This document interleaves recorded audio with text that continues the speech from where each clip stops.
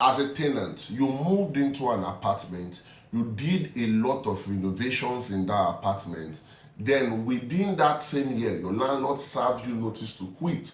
What should you do? Especially in a situation when your landlord is aware that you have improved his property.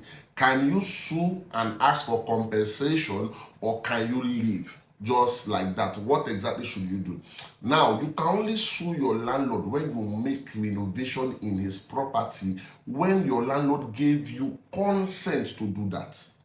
If there is no consent to do that, you can't sue your landlord. And note, when we talk about consent to do that, this consent must be written. And in your written consent, we must look at the details in the written consent. I had a client that that rented a particular property for business purposes, and the client needed to, alter the apartment, renovate the apartment for his purpose. The landlord gave him consent, but wrote it there that the day you pack out of my house, return my house back to the way you met it before you made your renovation. And that was the consent that the landlord gave. When the guy was done, he was about to leave the property and he was happy. The landlord took him to court. Though we had to settle out of court, but the landlord was 100% right. So my client had to settle out of court, came back to that apartment, brought it back to the way it was before.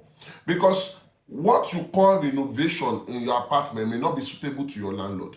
The landlord knows why he built his house that way. The landlord knows why his house is in that shape. So if your landlord gives you a written notice, a consent that you should go ahead and renovate his property, and in that particular place there is no clause that says that you should take it back to how it was before, and your landlord went ahead to terminate that tenancy agreement, if you are in Lagos State, definitely if you take your landlord to court, the law, you are going to claim both damages and compensation.